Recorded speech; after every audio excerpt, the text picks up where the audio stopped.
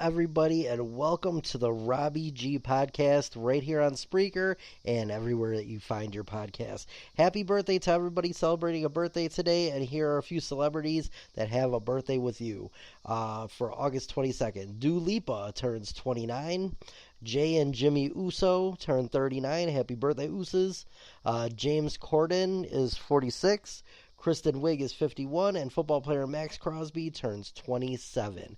Tomorrow, big happy heavenly birthday to Kobe Bryant, one of the greats of the NBA. It would have been his birthday. And Saturday, a big happy birthday to The Rock's dad, who is in heaven also. He would have had his birthday, and I believe he was born in 1944, so he would have been 80 years old. If he would have been alive still today. But yeah, he celebrates his birthday. Rocky Johnson has a birthday on Saturday. So happy birthday to everybody out there if you're celebrating a birthday this weekend. And happy birthday to all those celebrities too. We got a big show. We got a lot to talk about. We got AEW's All In this weekend. We've got, of course, next weekend, we got the big pay-per-view in Berlin for WWE. We've got, I'm going to go over the card for that so far. We got football preseason final week. That means that next week there will be no new games to talk about. We will be talking about the NFL season starting. That's right. We are starting the NFL season 2 weeks from today, in fact, is the first game of the regular season. 2 weeks from today, and tonight we've got the Chicago Bears and Kansas City Chiefs playing each other. So let's go over what happened, and then of course we are going to also talk about fantasy football. This is the last week we're talking about that. We're going to go over the best defenses in fantasy football, and we're going to be a little sports heavy today over everything else. We don't have a lot of entertainment to talk about. We'll find out where all the movies are, of course, and stuff like that. But yeah, so let's go over that right now. Let's talk a little bit of football. So last week in football, here was how it all went down. Last week we had the Eagles beating the Patriots 14-13. We had the Ravens over the Falcons 13-12. The Bears whooped on the Bengals 27-3. Texans over the Giants 28-10. We had the Lions beating the Chiefs 24-23. Vikings over the Browns 27-12. The Seahawks lost to the Titans 16-15. The Bills won 9-3 over the Steelers. Jets 15-12 over the Panthers. We had the Dolphins over the Commanders 13-6. We had the Colts over the Cardinals 21-13. Rams over the Chargers 13-9. The Jaguars won over the Bucks 20-7. The Cowboys beat the Raiders 27-12. Broncos over the Packers 27-2. Jordan Love did not play in that game. And then, of course, we had the last game of the week. Last week was the 49ers over the Saints 16-10. Let's look really quick at a few of the games for last week and see what might have happened. So the Packers 27-2 loss over the Broncos. Let's see what the Packers did. Let's see. Only 52 yards for Pratt and no touchdowns, no interceptions. And then Clifford, the other quarterback, had 43 yards and one interception. So that's why. No touchdowns, of course, anywhere. I mean, everybody just played like total trash. And look, you could say all you want, this is the preseason, but these are guys who are trying to make the team. These are guys who are fighting for spots or fighting for starting spots, fighting for spots just in general on the team, and they're playing this bad. Yeah, I don't know. I'm not a big fan of that. I think that this team played horrible, and it showed. Let's see, what other game? Let's see what Justin Fields did last week in his game. I know both him and Russell Wilson both played in that game, so let's see. Russell Wilson, he had 47 yards on 8 of 10, no touchdowns, no picks. And Justin Fields was 11 for 17 for 92 yards, no touchdowns, no picks. He also rushed 8 times for 42 yards. He had almost as many rushing yards as Russell Wilson had passing yards in the same amount of carries. That's crazy. But yeah, so not really the greatest. I mean, if you're Justin Fields, you want to get into the end zone somehow. He couldn't get there on his feet, and he couldn't get there with his arm, so we'll see what happens. And let's see what the Jets did. Let's see. I don't think Aaron Rodgers played again. And I think this is a mistake that they're making because I don't think he played at all in any of it. I know he didn't play in the first preseason game. Let's see, did he play? No. I get that he is a veteran player, but he's just coming off an Achilles injury. You would think they'd want him out there to make sure that he's good before the season starts, at least for a quarter of the game. 2 series, maybe 3, depending on how the defense plays. It's kind of ridiculous that you don't throw him out there. I just don't understand that. But he didn't. And then, last but not least, of course, I'm going to tell everybody how my boy Caleb Williams did last week. Played good, I think. Let's see. Let's look at his stats really quick. He did a couple 3-and-outs to start the game out, but after he got a little comfortable, he ended up with 75 yards, no touchdowns and no picks through the air. He did run for 7 yards and a touchdown. So his first NFL touchdown, he did get, it's preseason, so it won't count. His first official one will be during the regular season, but he did do good. 75 yards, 7 yards on the ground, a touchdown, no interceptions again. 2 games in a row, he has not thrown a pick. That's pretty good, pretty decent, at least in my eyes. I believe that's pretty decent that he was playing that way. Bears won 27-3. Tyson Bagent had 87 yards and 2 touchdowns, ripping through 3 for 4 for 53 yards. Not too bad. And then, of course, Williams was 6 of 13 for 75 yards. Herbert had 5 carries for 31. Odunze had 1 rush for 16. Through the air, Pettis caught 3 receptions for 53 yards and 2 touchdowns. Odunze had the 1 catch for 45 yards. Like I said, I feel that Caleb Williams looked really good. I don't think he needs any more time in there, obviously, tonight. Let's go over all the games for this week, and so let's talk about it. We've got the Colts and the Bengals tonight, and the Bears and the Chiefs tonight. There's 2 games tonight on TV. Bears and Chiefs will rest all their The Bears had most of their starters. I don't know who they're thinking of starting. I don't think you're going to see a lot of, maybe a Dunze, maybe, and stuff like that. Maybe Keenan Allen, because he's kind of struggled. Might get a little time in there. But yeah, not many starters are going to play. I know you're not going to see Kelsey. You're not going to see Mahomes in there. You're not going to see Caleb Williams. So they're all going to sit out. And then tomorrow, we got the Jaguars and Falcons. We've got the Dolphins and the Buccaneers. 49ers and the Raiders. Saturday, Vikings and Eagles. Ravens and Packers. Steelers at the Lions. Rams at the Texans. Panthers at the Bills. And then the Cowboys and the Chargers. Giants at the Jets. Browns at the Seahawks. Sunday, we've got Titans and Saints, Cardinals and Broncos, and it ends at 7 o'clock with the Patriots and the Commanders. Don't expect to see any major players starting for any of the teams. I doubt we're going to see that. So when you're watching this weekend, don't expect to see a ton of starters out there. You may see some second stringers. I'm anxious to see if we're going to see Justin Fields play, because nobody is for sure yet what we're going to see with Russell Wilson and Justin Fields yet. Maybe Justin Fields gets the start. He has had a better preseason.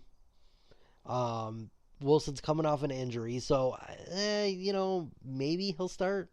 They haven't really announced it. They did originally say that you were going to see Justin Fields as the backup. They said that when Russell Wilson signed with them, and then they traded for Justin Fields. They said that it was Russell Wilson's starting job, but things change. In the preseason, you see a player playing well or better than the other player, maybe he'll get the start. We'll see. Bears are going to actually be making cuts after this weekend. Obviously, all the rosters have to be down to 53 players, so some guys are going to leave. We'll see what they do with that. Next week, we'll talk about all the players that got cut, and then I'll talk about the 53-man roster. I'm also next week going to go over what I think is going to happen for the Bears this season, win by win, loss by loss. So we'll do that. I don't do that the week of because it's the week before. The week of is done. I mean, once the players are down to 53-man roster, you already know who's there, who's going to play. So, yeah, I'm definitely going to go over that. But, yeah, I'm looking at the end of this preseason list, and then it says right here, which is crazy. I'm looking. It says week 1 of 18. I cannot believe we are almost at football season. So let's talk about something else now. Let's talk about the defense. So obviously fantasy football, people are going to start drafting as of probably this weekend, next week, stuff like that. I know my draft is this Sunday. And stuff like that. So let's talk about defenses. This is the last one. After this, we're done. Good luck with all your drafts and stuff. So here we go on the defenses. Tier 1, number 1, Baltimore. Their defense is coming in number 1. Number 2, the New York Jets. Coming in at number 2. Number 3, San Francisco's defense, special teams. Tier 2, number 4, Dallas. Number 5, Cleveland. Number 6, Pittsburgh. Number 7, Kansas City. Now, I don't believe this. I think the Bears should have been in the number 2 tier. I think that defense proved enough last year, and they improved a little over the offseason. I think they should have been in the tier 2. Here's tier 3. Number 8, Buffalo. Number 9, Houston. Number 10, Philly. Number 11, Miami. Number 12, New Orleans. And number 13, Chicago. You're telling me that the Bears don't have a top 10 defense right now? I don't believe that. Tier 4, Detroit. At 14, number 15, Indianapolis. Number 16, Jacksonville. Number 17, Green Bay. Number 18, Cincinnati. Number 19, Las Vegas. Number 20, Minnesota. And number 21 is New England. Tier 5, last tier, Tampa Bay coming in 22. Denver number 23. Seattle 24. 25, the New York Giants. 26, Atlanta. 27, the Rams.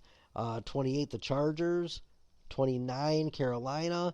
30, Tennessee. 31, Washington. And 32, Arizona. So those are your teams and the defensive ranks for fantasy football. Obviously, usually people have to get at least 2 defenses. You got the one that starts and then the one that sits. I think your best tiers are tiers 1 through 3. Obviously, after that is a little sketchy. I feel good the Bears are taking on in their first week Tennessee, because if their defense is ranked number 30 in fantasy football, their defense must not be that great at all. So I feel like Caleb Williams, I think, is going to throw about 300 yards and probably 3 touchdowns against that defense. I would love to see him do like 3 touchdowns, 300 yards, no picks in the first game. He has gone through 2 preseason games and not thrown a pick yet. And he threw for over 40 passes. So pretty decent. If you think about it, over 40, he threw like 43 or 45 times and did not throw a pick once. So, I mean, do the math on that. That's pretty decent. But then again, he didn't play 4 full quarters. He played three. Actually, he played 3 total because he played 1 quarter in the first game and 2 quarters in the second. So he played almost a full game and never threw a pick. So that's pretty decent. But tonight, like I said, it's all going to be backups. In fact, I think they said Bajent's going to start, but he's only going to play like maybe a quarter. And then they're going to put in Rippon and then the 4th-string quarterback. You know what? I've been watching Hard Knocks. And this team is completely growing on me because when you watch Hard Knocks and you really get to see the ins and outs of things that you don't see every day, you really learn these players. Anybody who thought that Caleb Williams was going to be prima donna and all that stuff, watch Hard Knocks. And you're going to see a side of him that you didn't know. The side of him that is very humble. The side of him that he takes over a huddle like a veteran, not a rookie. Like a scared rookie. The side of him that does podcasts with people and has fun. I mean, Caleb Williams is not your average rookie. You could say all you want about Tyson Bagent. Oh, well, he threw 2 touchdowns in the last game. You know what? He threw it against 3rd and 4th stringers. A little different than Caleb playing against 1st and 2nd stringers. Very different. Because anybody could go in there and throw against 3rd and 4th stringers. Buffalo had their starters in that first week. And then last week against Cincinnati, they had their starters in too. Starters and 2nd stringers. 2nd stringers are starters in the making. They are the next line of defense if a starter goes down. If you are a 2nd stringer, it means that your coach actually thinks you're going to be the one to step up when somebody gets hurt. So for people to say, oh, well, 2nd stringers aren't good. Yeah, they're good because they're the next line of defense. That's why. So, like I said, we'll see what happens. But I am very excited for the future of this team. I'm very excited to see where Caleb Williams goes. And next week, I will talk about what I think his final stats are going to be. I'm going to talk about the season games. It's going to be an in-depth look at the NFL season a week before the season starts. So we'll do that next week. All right, let's move on to WWE. We'll talk a little WWE action. And let's see what matches we have finalized for Bash in Berlin with 1 week left before it starts. Or actually, we're 10 days away. All right, so here is the match card so far. Of course, Bash in Berlin is taking place next Saturday, August 31st. And it's going to be an early one, so not too early though. If you're in like the Chicago area, it starts at like 11:30. If you're on the East Coast, like 12:30, and if you're on the West Coast, you got it the earliest, like 9:30 in the morning. But not too crazy early, not like some of the other ones that started at like 7 a.m. That was horrible. But yeah, so Bash in Berlin is next weekend. Here is the card so far. We still have Friday Night SmackDown this week, Monday Night Raw next week, and then, of course, you still have SmackDown next week also. Usually by then, it's all finalized. You won't see any matches, but we'll see what happens. So here we go. World Heavyweight Championship match, Gunther versus Randy Orton. That's going to be a barn burner.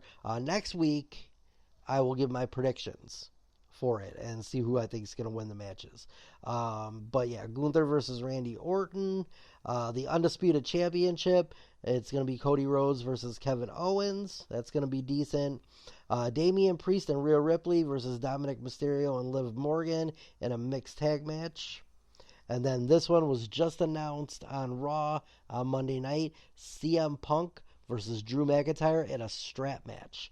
If you don't know the rules to this, very simple. A strap match is both guys wear a strap on their wrist, so they're strapped together, and you have to drag your opponent to each corner of the ring and slap the turnbuckle.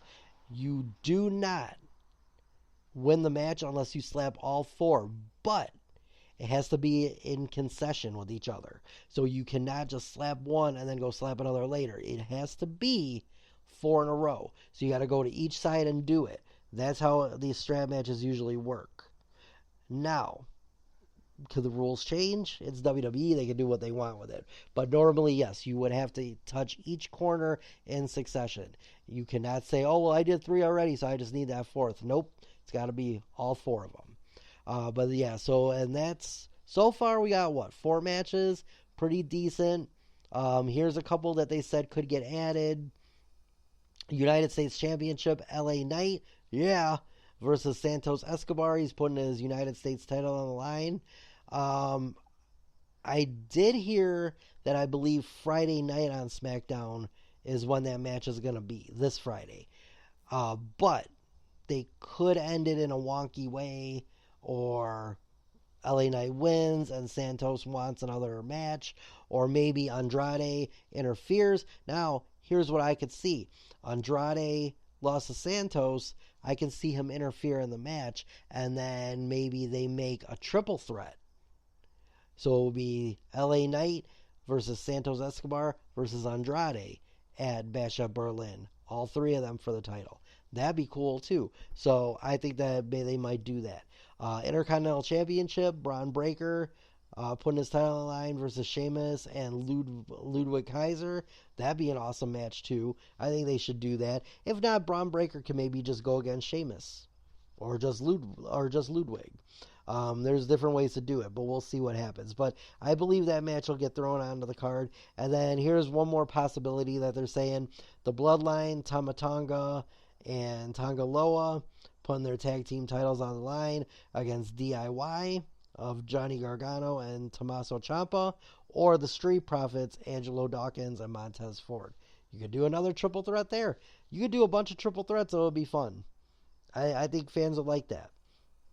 But that's a lot of triple threats, so I don't think that'll happen. But you never know. It's WWE. They want to give the best card possible to the people in Germany. So we'll see what happens. That's going to be a good one.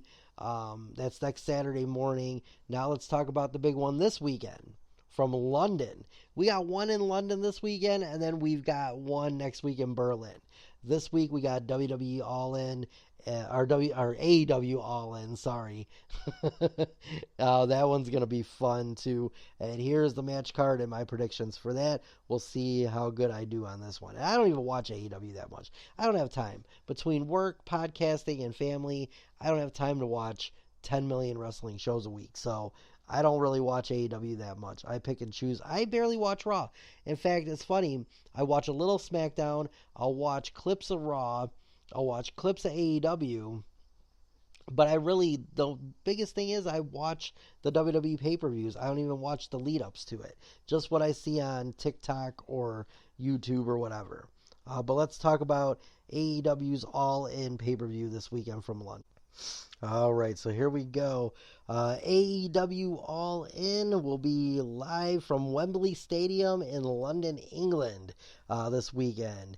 If you are in the United States, you will be watching the pay-per-view portion of the show live at 1 p.m. Eastern. So if you're in New York or anywhere on the East Coast, starts at 1 o'clock. If you're in the Chicagoland area like me, it's 12 o'clock.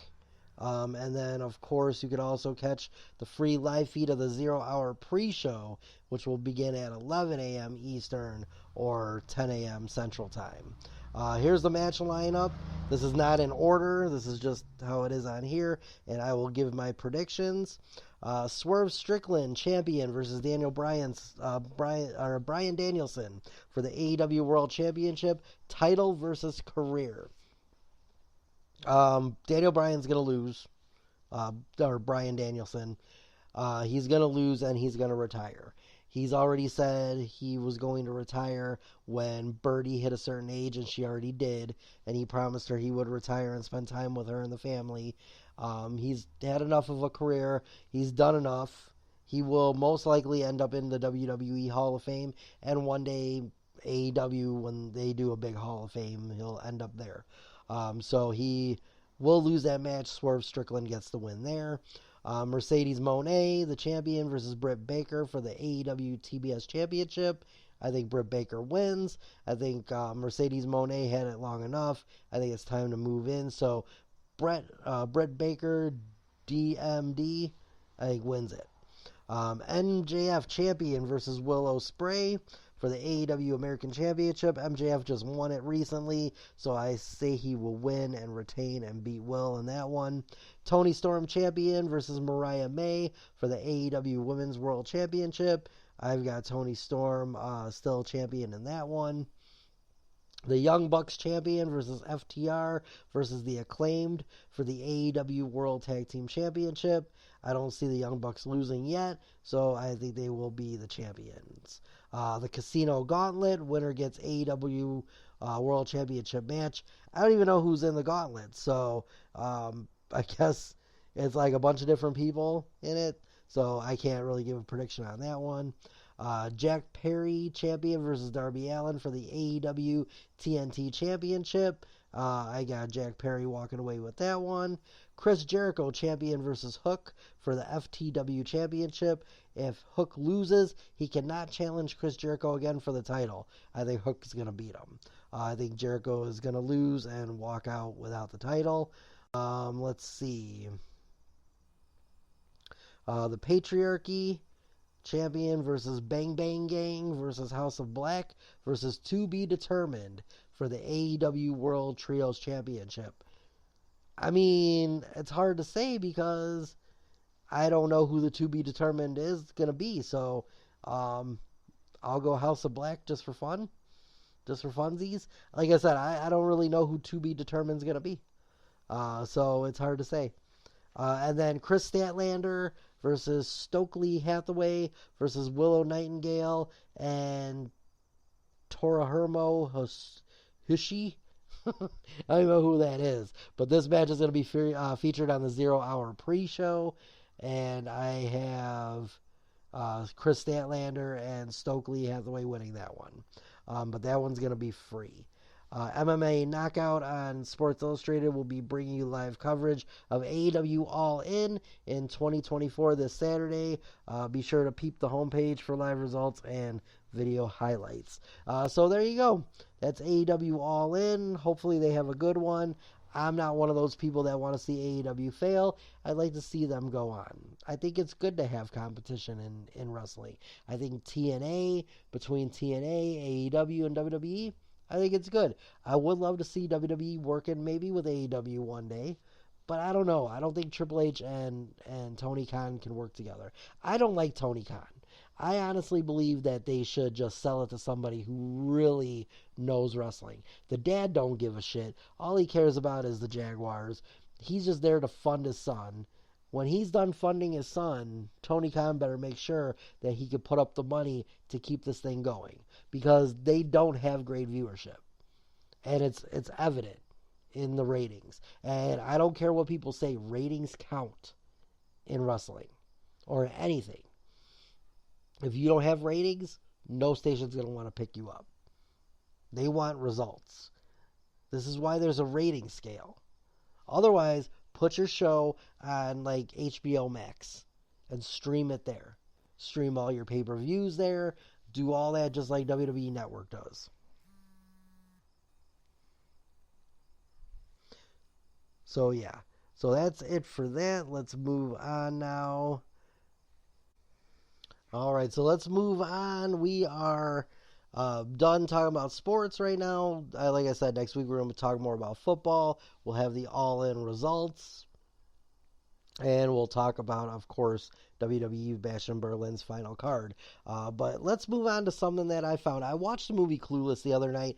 I had I get with Xfinity, the cable company, I get like movies for like $1 if I get like a coupon, and I can watch any movie under like $5 for $1 once in a while. And so me and my wife, we watched the movie Clueless. It was $1. I figured, why not?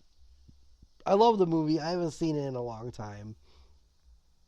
And I was looking up some stuff about it while the movie was on because it's been so long since I've seen it. And it actually kind of cracks me up because if you think about it, I'm very surprised this movie never got canceled yet because, you know, Alicia Silverstone in that movie was only 15 turning 16. Paul Rudd was a college boy. I don't know what year in college. They didn't really say. Maybe a freshman, maybe a sophomore. He looked like he was 30 in the movie. He looks younger now than he did in that. Um, but the premise was he and her fell in love and were together. He was at least 21, maybe 22 at the time. 20, like not in real life, but like in the movie. And she was like 16. Kind of weird. But I found 20 facts you might not know about Clueless. By now you might know it because this movie came out in 1995. So I'm going to read these to you. It's based on a novel from a classic author. Clueless is awash in 90s culture and lingo and steeped into the Beverly Hills aura. Naturally, it's an adaptation of an 1815 British novel. No, really. Clueless is admittedly loosely based on Jane Austen's classic Emma, which has gotten more traditional adaptations starring Gwyneth Paltrow and Anna Taylor-Joy over the years. The project started off as a TV show. Amy Heckerling, who wrote and directed Clueless, was asked by 20th Century Fox to bring them a TV show. Originally, Clueless was going to be a TV pilot in the 93 season, but at the time, it wasn't really Clueless. Heckerling told The Telegraph in 2015 that the studio approached her because they wanted a show about teenagers, specifically cool kids and not nerds. Which was basically... The funny thing is, it was about cool kids that turned a nerd into somebody cool, which was Brittany Murphy. Heckerling went back into her history to get the idea. It's easy to see why the studio wanted Heckerling on the project. She had made her name directing another iconic teen story, Fast Times at Ridgemont High. Heckerling reckoned that Jeff Spicoli was the most popular character in anything she had worked on. And in her mind, Spicoli was well liked because he was positive. This gave her the idea to create a character that was positive and happy, and that was Cher Horowitz. The writer went to school to study. While working on the screenplay, Heckerling went to Beverly Hills High School to observe the students and add authenticity to her script. One thing she noticed, that the girls in the school were in a constant state of grooming, which they did in the movie too. Fox gave up on the movie. Eventually, Heckerling's project went from a pilot to an entire film, initially titled No Worries. Executives at Fox weren't happy with it, though. According to Heckerling's friends and collaborator, Twink Kaplan, who plays Miss Geist in the movie, they thought the story was too female-focused for a wide audience. Clueless went into turnaround on Fox, leaving it effectively dead as a project. Then producer Scott Rudin found the script and got behind it. After a bidding war, the movie ended up at Paramount. A lot of actresses were considered for Cher. When Fox was developing the project, they banded about actresses like Angelina Jolie, Kerry Russell, and Alicia Witt for the lead role of Cher. Heckerling also met with Reese Witherspoon for the part. In the end, none of them got the role. Heckerling took a gamble on a relative unknown. Before being cast as Cher, Alicia Silverstone was best known as that girl from that one Aerosmith video. She only had one film, The Crush, to her name. However, Heckerling had seen the video for Cryin' and liked Silverstone for Cher. The studio put no pressure on Heckerling to cast a known name, so Silverstone won the part. That's actually funny because I didn't know her first movie was The Crush. I thought it was Clueless. But The Crush was actually a really good movie with her and Carrie Ulis. And I'm going to have to watch it now. About a girl who the guy moves in to like an apartment above the garage for her family. They like rent it out to him. And she starts falling for him. Well, she's like 15 years old. And he's an adult. And she tries to get with him, and he has like a girlfriend, and she tries to break them up. It's a crazy movie.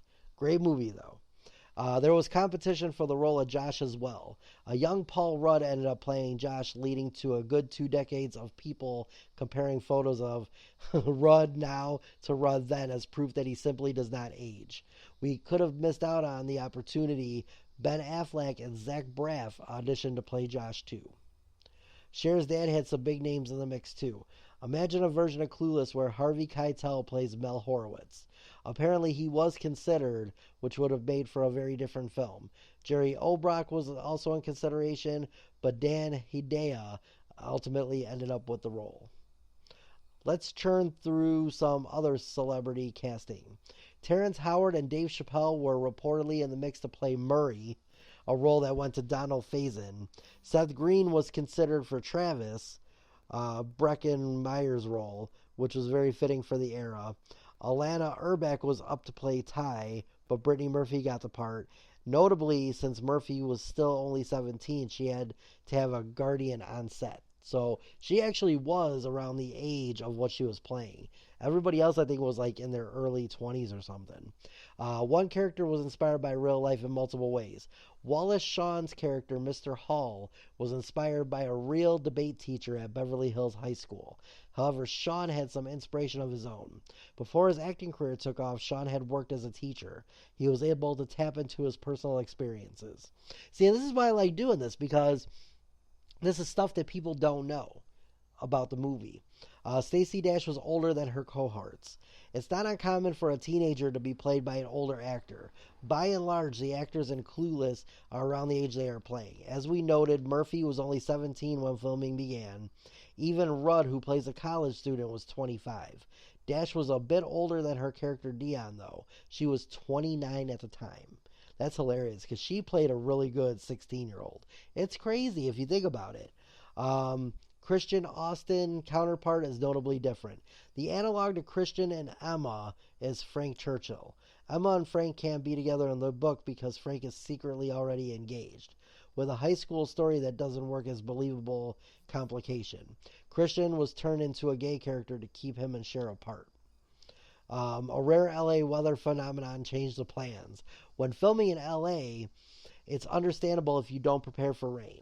During the filming of Clueless, though, the weather ended up changing things. The Mighty Mighty Boss Tones performance in the film was supposed to be outdoors, but then LA was hit with a rain that day.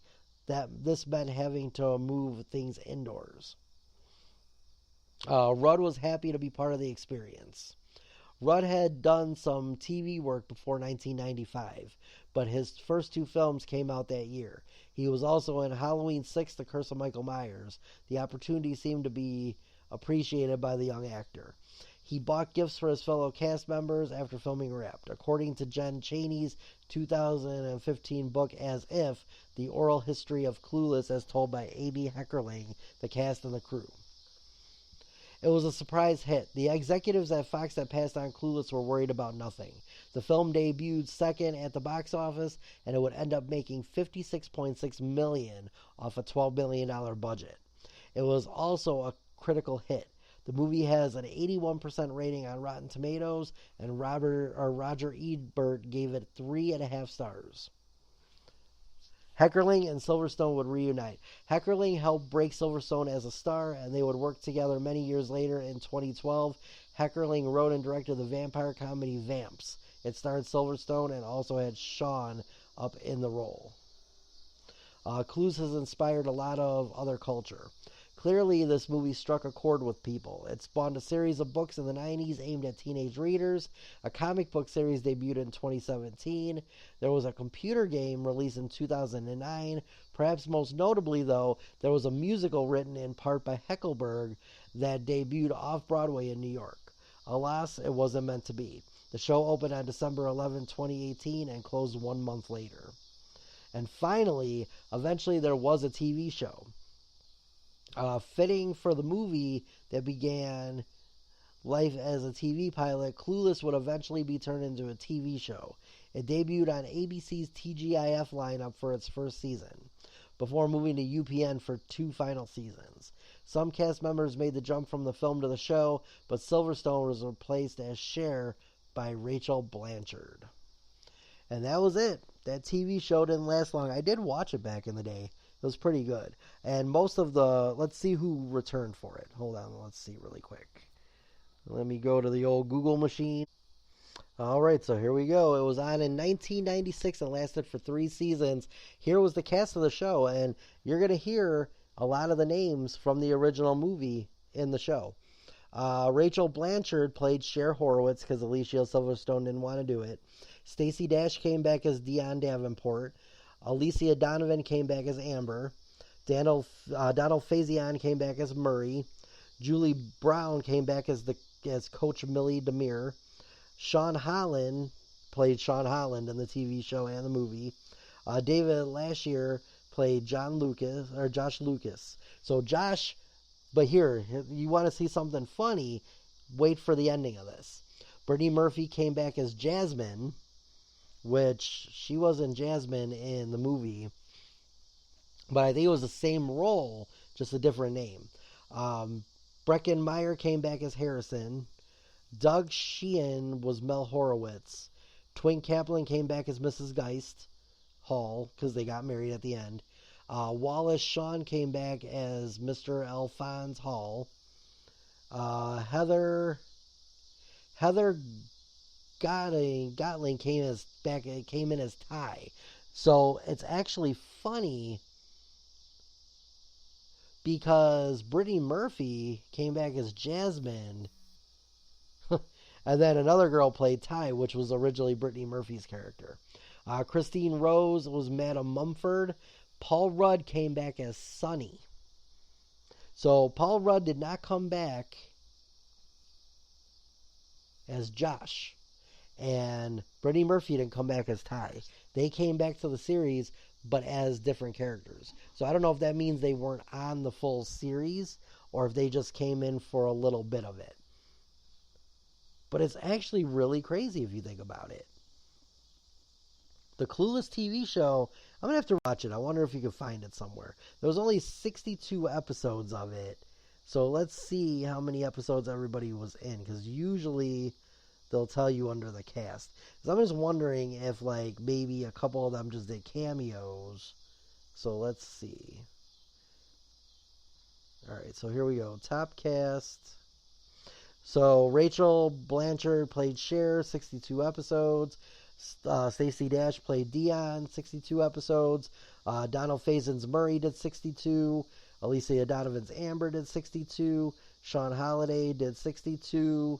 Mel Horowitz was in 44 from 97 to 99. The one that played Josh was in 18 episodes. Miss Geist was in 18 episodes. Mr. Wallace was in 18 of them. Let's see. Yeah, see, I'm looking down the list. Brittany Murphy was only in... Wow. She must not have been in many at all. Looks like she just did like a cameo. Yeah, I don't even see Paul Rudd on here. So yeah, they were only in like one episode each. So yeah, they really did. Yeah, Brittany Murphy as Jasmine, one episode.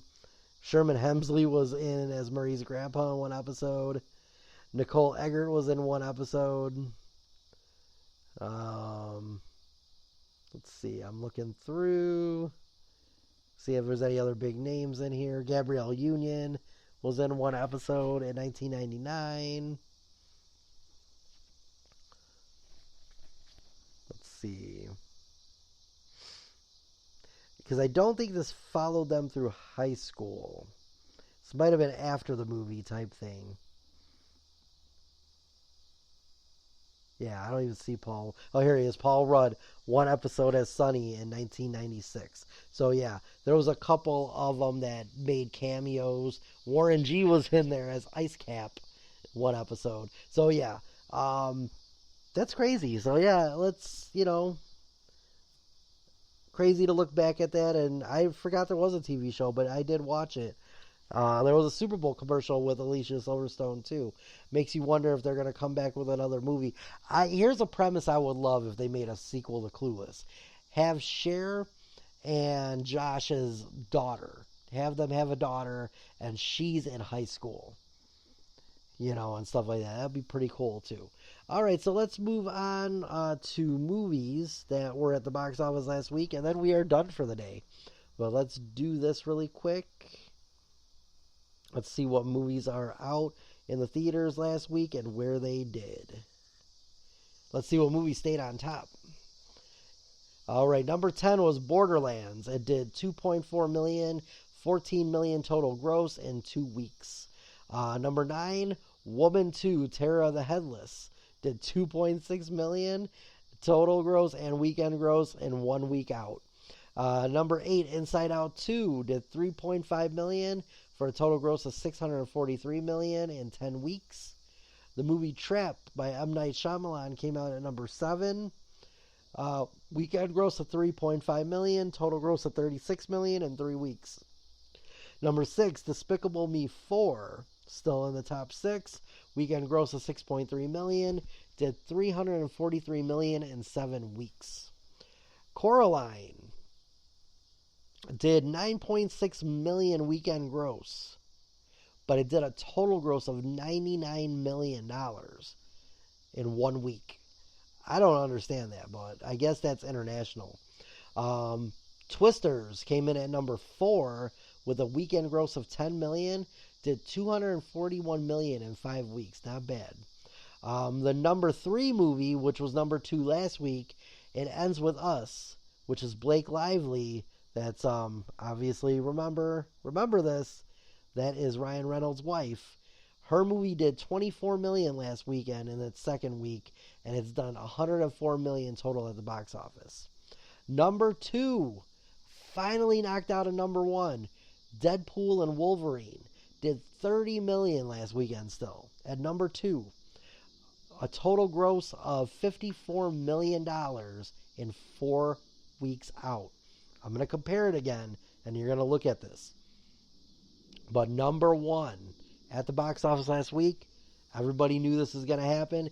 Alien Romulus came in at number 1, $42 million in the opening weekend. Total gross of $51 million in 1 week. So a pretty decent start for Alien Romulus. But Deadpool Wolverine, okay, $554 million in 4 weeks out. It's only been out for 4 weeks. 3 of the 4 was number 1. Not Despicable Me. Inside Out 2 in 10 weeks has done $643 million in 10 weeks out. That's 6 weeks longer than what Deadpool and Wolverine's been out. Deadpool and Wolverine is almost at that total. If it has another 3 weeks at $30 million or more, it could catch the Despicable Me. Or not Despicable Me, Inside Out 2. Despicable Me, it's already eclipsed that one. And that's been out 7 weeks. Crazy box office this summer. I mean, look at these movies. Alien Romulus came in at 51 million in its first weekend total gross. You've got Deadpool and Wolverine at $500 million already. You've got It Ends With Us in 2 weeks did 104 million. Twisters in 5 weeks did 241. You've got this Coraline movie apparently doing 99 million in its first week. You got Despicable Me 4 that did 343 million in 7 weeks. You've got Inside Out 2 that did 643 million in 10. And then you still had Bad Boys 4, which ended up making a lot of money too. Let's see. Trying to see if there's a... No, you can do... Let's see.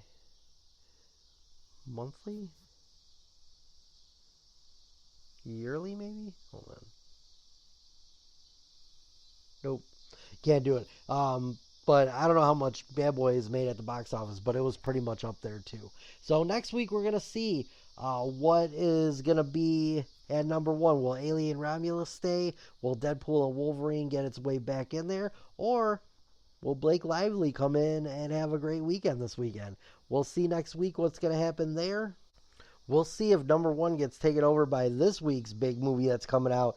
Another Crow movie is coming out with Bill Skarsgård as the Crow. So we'll see how that movie does. Remember, people love movies that are re-releases or possibly, like a remake type thing. I don't really know much about the Crow movie that's coming out. I don't know if it's another one or if it's just like a remake of the original ones or something. But yeah, I mean, it's going to do big just because people like The Crow.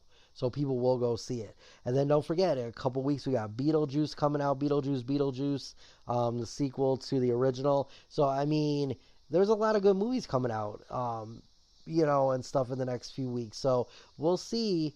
This has been a big year for movies, though. A big, big year for movies at the box office. I think this is the biggest year we've had since before COVID. And I think people, for a while, were a little skeptical about going to the theater because of everything, but I think people are pretty much back to full going to the movies and stuff. I've seen a few in the theater. It's just expensive, though.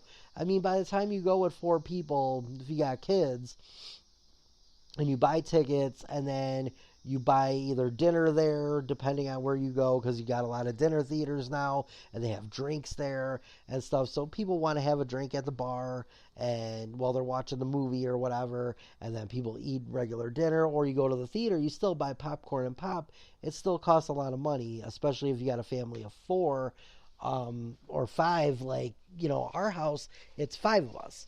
And my mother-in-law lives with us, and she pays her own way. But it costs a lot to go to a movie nowadays. So a lot of times, if it's not something that I really, really want to see in the theater, I'll wait till it streams. I'll pay $20 at home on my cable, and I'll watch it at home, because at least $20 at home, I don't have to spend as much on snacks.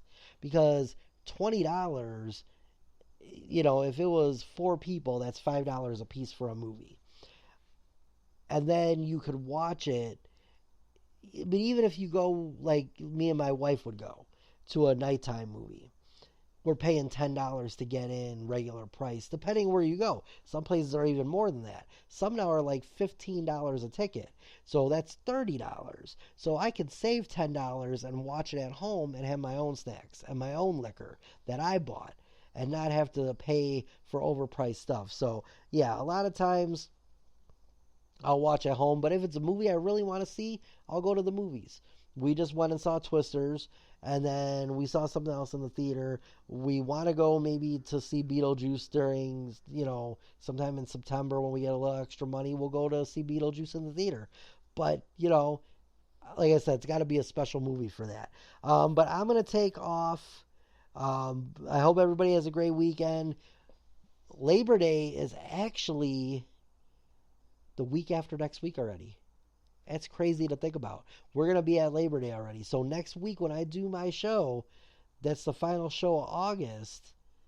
That's going to be that's Labor Day weekend. So yeah, next Thursday we got a lot to talk about. We got the new releases for Netflix and all the streaming services. We've got talking about All In. We'll have all the results. The final week of preseason, we'll talk about who won those games, and we'll talk about the regular season. We got a lot to talk about next week. So I'm going to take off for now. I'll see everybody later. Hopefully everybody has a great weekend. Enjoy it. We only got a few more weekends left of summer before it is unofficially and officially over and we get into spooky season. So make sure you follow me for more. Come and follow me on all the social media sites. All that is down below in the comments, so make sure you look down there. You could email me. You could tell me how good the show is, how bad the show is, whatever you want to do. But make sure that you let me know what you think. I'll see everybody next week. Until then, stay safe, stay healthy, and don't die. Love you all. Peace.